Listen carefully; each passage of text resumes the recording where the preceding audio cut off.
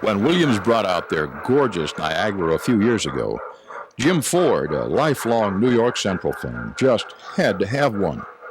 Jim was so pleased with the engine that he sent it to QSI to have a QS1 sound system installed. The sound-equipped locomotive became one of Jim's favorites, and he spent many hours running the engine on his layout.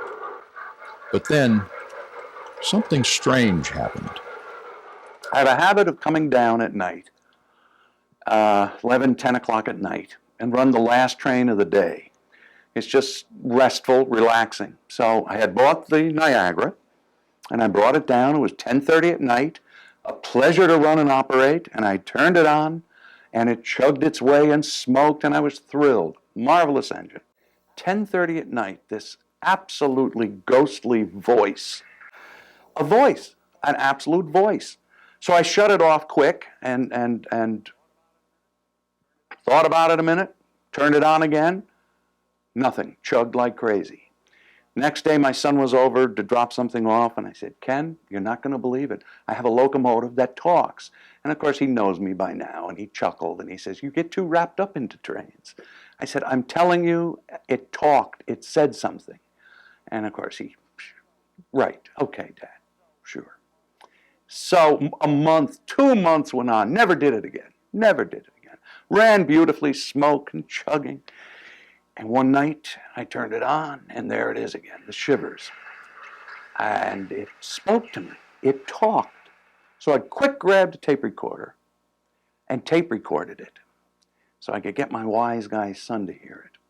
A couple days later, he comes over. And sure enough, I turn on the tape recorder and I said, now do you believe me?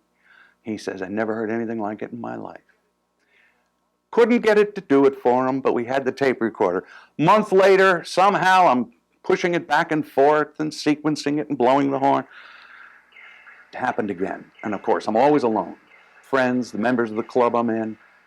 Yeah, but I don't know. They don't make them with voice. Well, I did the tape recording. Finally, my son said, why don't you call the makers of the sound unit? So I wrote Pat Quinn of QSI and said, I love the locomotive. It's marvelous, but why does it talk to me? And they sent a beautiful letter back. We had great correspondence, and he said, we've been waiting for you to call or write because there are far less than a handful of these in existence. And we just made it as a lark. We never dreamed it would that you'd even be able to trigger it in. It's a random thing, totally random. And to this day, I've never had so much fun with an engine. This is on the layout all the time. Everybody that comes, hear the listen to the locomotive that talks. The grandkids love it. I asked Fred and Pat Quinn why they don't offer it commercially, because I think every grandfather would love to have this for their grandson or granddaughter. Beautiful sound. Like to hear it?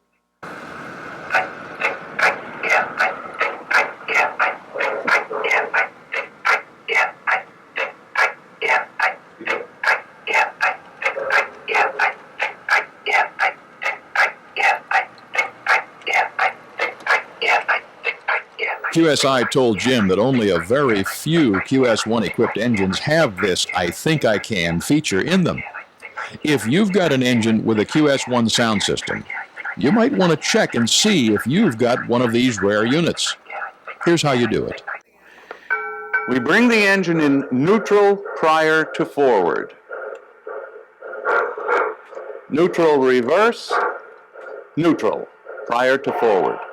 We then put the bell on. Now they say to reverse the engine, and while doing so, we have to blow the whistle 3 times.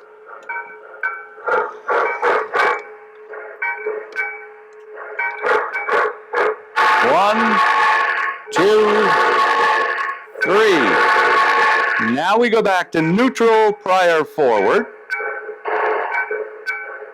We shut the bell off, and we should have sound. And here it is.